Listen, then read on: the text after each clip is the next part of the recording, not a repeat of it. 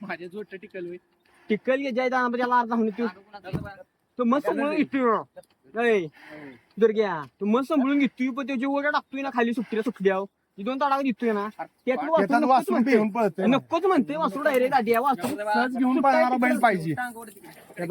वासराला बी आपण गरम केला नाही सहज घेऊन पाळणारा बैल पण बैल हे एकच खांदो डावा खांदी तो नाही ते दुसरा सहज पाळणार आहे ती भेटतेस का मग बैलाला करंट बसेल रे तिकडे. टांग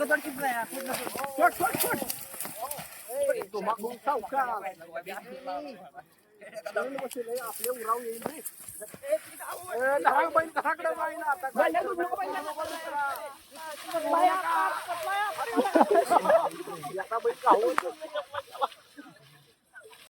आता एक बैल आपण आणला होता फेरा टाकायला आणि बैल बघा इकडे दाखवा पळून गेला तिथून. आता आपण वाकडी बसतोय सोन्या आहे इकडे सांगला आणि बैल कुठं गावलाय ती बघा आता तुम्हाला दाखवतो. दादा तुमच्या अंगचा कासरा द्या माझ्याकडे चांगला दादा. हो हो हो घेऊ बी जाईल पळून मारेल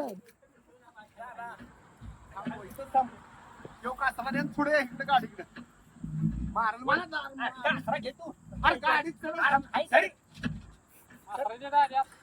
सोनिया अरे ह्या सांगताय कासरा थांब तो कासरा घ्या दादा घ्या तुमचा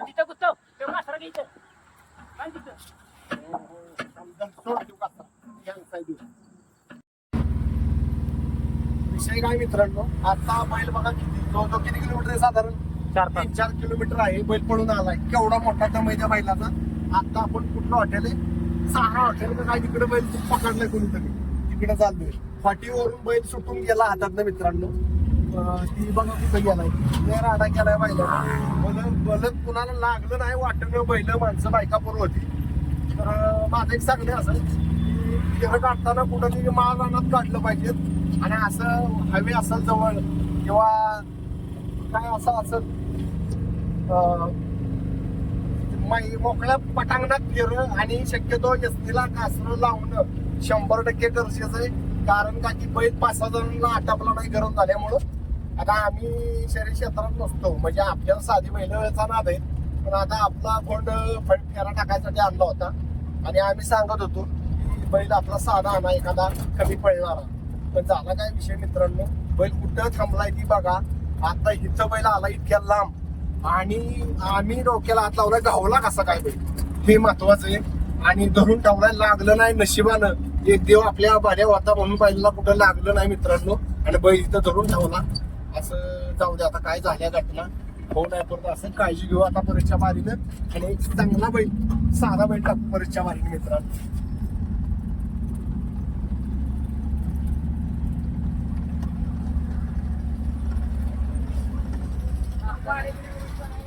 लागलं बिगलं नाही ना.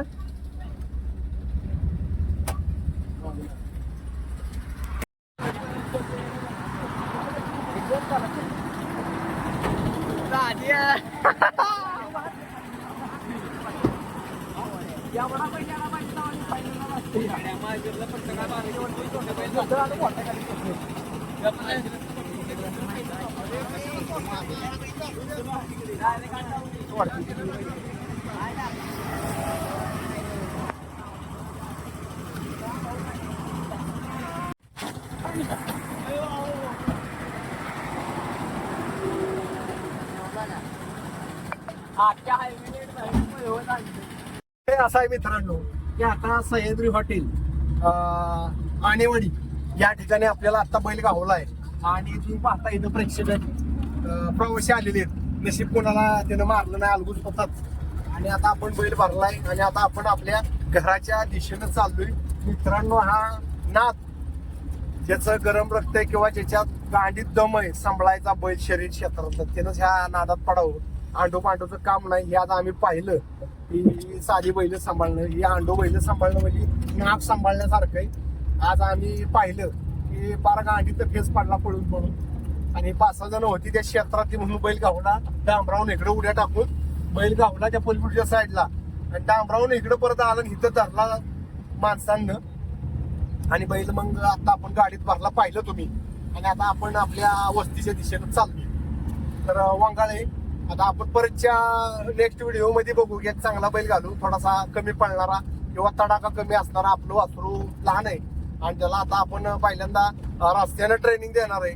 थोडस दबागता येते की त्याला अजून कळा ना कसं काय पळलं पाहिजे काय.